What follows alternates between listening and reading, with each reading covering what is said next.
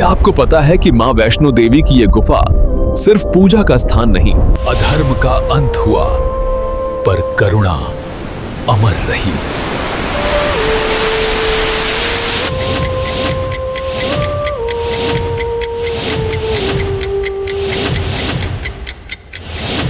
एक समय की बात है, एक छोटे से शहर में रोहिणी नाम की एक लड़की रहती थी, जिसकी शादी को 7 साल हो चुके थे। पर अब भी उनका कोई बच्चा नहीं हुआ था, जिससे वो काफी परेशान थी।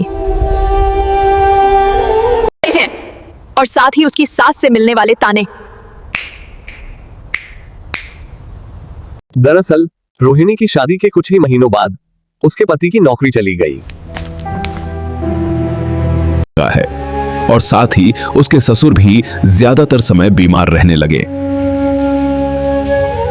रोहिणी की सास को लगता था कि जब से ये लड़की हमारे घर आई है, तब से सब अशुभ हो रहा है। अपने सास से मिलने वाले रोजाना तानों और संतानहीनता से रोहिणी काफी परेशान थी। तभी एक दिन अचानक उनके घर एक साधु आए।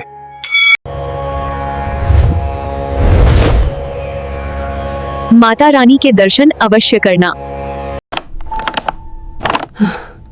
पैसों की कमी के कारण रोहिणी ने इस बात को टाल दिया। अपने सास से मिलने वाले रोजाना तानों और संतानहीनता से रोहिणी काफी परेशान थी।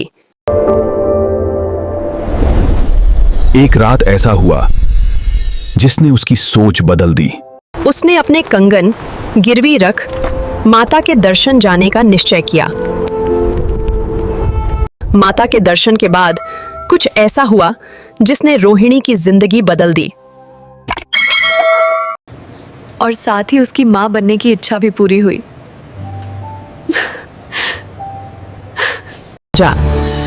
आखिर एक मां का कष्ट दूसरी मां नहीं समझेगी तो कौन समझेगा।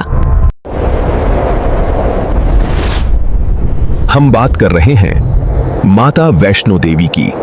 भक्तों का कहना है माता के बुलावे के बिना कोई यहां नहीं आ सकता। ये कोई सामान्य मंदिर नहीं, बल्कि आस्था, रहस्य और बताते हैं।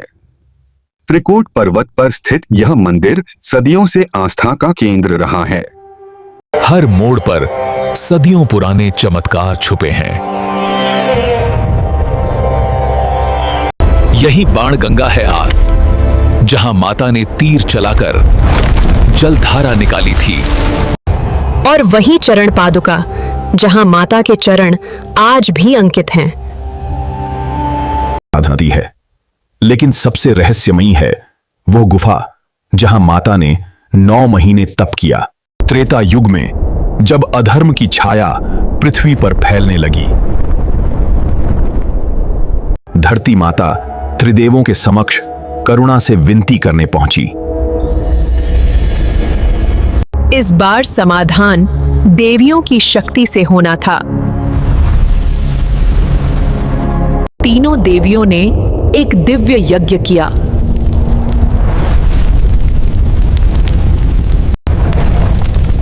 उस यज्ञ से एक दिव्य कन्या प्रकट हुई है, वैष्णवी। तुम्हारा जन्म धर्म की रक्षा के लिए होगा। दक्षिण भारत में रत्नाकर सागर के घर उसका जन्म हुआ। बचपन से ही वैष्णवी अन्य बालिकाओं से अलग थीं। उनकी तपस्या से वन के पशु भी शांत हो जाते थे। 9 वर्ष की आयु में उन्होंने श्री राम को ही अपना पति मान लिया। रामेश्वरम में भगवान राम से उनका साक्षात्कार हुआ। राम ने कहा, कलयुग में मैं तुमसे मिलन करूंगा। हनुमान जी को माता की सेवा का आदेश मिला। वैष्णवी उत्तर दिशा की ओर निकल पड़ी। त्रिकूट पर्वत की तलहटी में हंसाली गांव में रहते थे एक गरीब ब्राह्मण श्रीधर। श्रद्धा से भरा जीवन, पर संतान का अभाव उन्हें भीतर से तोड़ता था। उन्होंने गांव के लिए एक भंडारे का संकल्प लिया, पर भंडारे के दिन उनके पास अन्न नहीं था। तभी एक दिव्य कन्या वहां प्रकट हुई।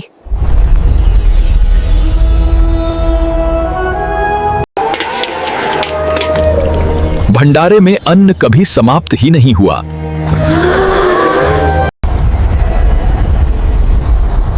भोजन के बाद वह कन्या अचानक अदृश्य हो गई।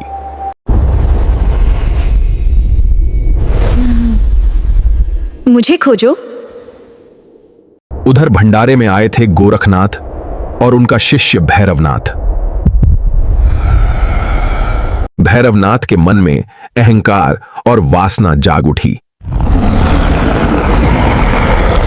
भैरवनाथ कोई साधारण व्यक्ति नहीं था, वह एक शक्तिशाली तांत्रिक था जिसे अपनी शक्ति पर घमंड हो गया था। माँ उस समय एक साधारण कन्या के रूप में थी ताकि अधर्मी को समझाया जा सके।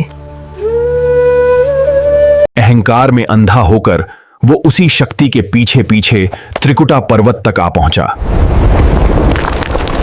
जिसे लोग एक साधारण कन्या समझ रहे थे, वो वास्तव में आदि शक्ति थीं, जो मानव रूप में धर्म की रक्षा के लिए आई थीं। अपनी साधना और शक्ति के अहंकार में भैरवनाथ यह मान बैठा कि वो हर शक्ति को जीत सकता है।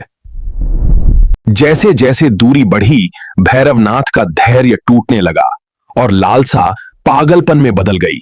कई मान्यताओं में कहा जाता है, मां की यह गति नृत्य का प्रतीक थी। कई बार मां ने भैरवनाथ को रुकने का संकेत दिया, लेकिन अहंकार अंधा था। भागते भागते मां एक जलधारा पर रुकी, आज जिसे बाल गंगा कहा जाता है। भैरवनाथ ने वैष्णवी का पीछा करना शुरू किया। यही माता ने बाण चलाकर बाण गंगा प्रकट की। कहा जाता है, जिस मार्ग से मां गुजरी, वहां की भूमि भी पवित्र हो गई। आखिरकार मां त्रिकुटा पर्वत की उस गुफा के सामने पहुंची। मां ने गुफा में प्रवेश किया, जहां समय थम गया और सृष्टि मौन हो गई। माता अधकुमारी गुफा में प्रविष्ट हुई। अधर्म भी गुफा तक आ पहुंचा, यह जाने बिना कि उसका अंत निकट है। लेकिन जब अधर्म नहीं रुका, तो संघर्ष टालना असंभव हो गया और शक्ति जागृत हुई। भैरवनाथ अंतिम बार गुफा तक पहुंचा। माता ने महाकाली रूप धारण किया। भैरवनाथ का वध हुआ, पर मोक्ष भी मिला। मां ने अधर्म का अंत किया, न्याय के लिए और धर्म की स्थापना के लिए। मरते समय भैरवनाथ को अपनी भूल का एहसास हुआ और मां ने उसे मोक्ष प्रदान किया। जहां भैरवनाथ का सिर गिरा, वही स्थान भैरव घाटी कहलाया। माता ने वरदान दिया, भैरव दर्शन बिना यात्रा अधूरी है। त्रिकूट पर्वत की गोद में छुपा है माता का मुख्य गुफा द्वार। यह कोई सामान्य गुफा नहीं, दाद, यह स्वयं प्रकट हुई शक्ति है। गुफा के भीतर प्रवेश करते ही समय रुक सा जाता है। यहीं प्रकट होती हैं 3 दिव्य पिंडियां। ये पिंडियां दर्शाती हैं महाकाली, महालक्ष्मी और महासरस्वती। न यहां मूर्ति है, न शिल्प आजार, फिर भी पूर्ण देवी दर्शन थी है। गुफा की छत से टपकता जल जासमार चरण गंगा कहलाता है। वैज्ञानिक भी आज तक नहीं जान पाए, अजय, जल आता कहां से है। गुफा के भीतर स्थित हैं गर्भजून और गर्भ गुफा। मान्यता है यहाँ से निकलने वाला भक्त पुनर्जन्म से मुक्त होता है। गुफा में कुछ मार्ग ऐसे भी हैं जो आज बंद हैं। इन्हें कहा जाता है आकाश मार्ग। कुछ साधु मानते हैं माता आज भी गुफा में तपस्यारत हैं। इसलिए माता वैष्णो देवी सिर्फ मंदिर नहीं, अनुभव है। इसलिए माता वैष्णो देवी सिर्फ मंदिर नहीं, कपाब अनुभव हैं। जो बुलावा आता है वही यहां पहुंचता है।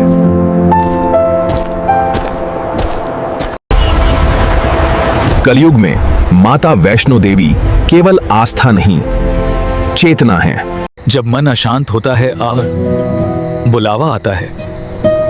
जय माता दी। पर हर कोई वहां तक नहीं पहुंच पाता,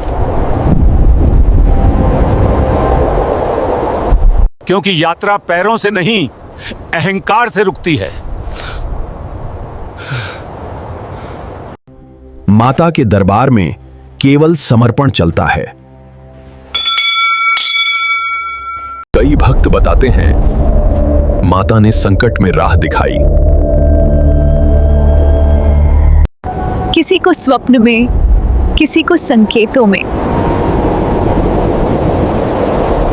जो मांगा नहीं वो भी दे देती है माँ। पर जो अहंकार लेकर आता है खाली लौटता है। माता का अंतिम संदेश सरल है, श्रद्धा रखो। श्रद्धा में शक्ति है और शक्ति में शांति। जो झुक गया वही आगे बढ़ा।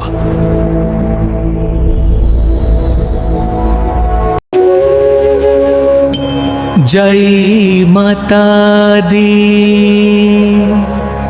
अगर आपको शास्त्रों के ये गूढ़ रहस्य रोचक और ज्ञानवर्धक लगे हों तो लाइक करें, शेयर करें और संस्कृति चित्र को सब्सक्राइब करें और कमेंट में लिखें जय धर्म।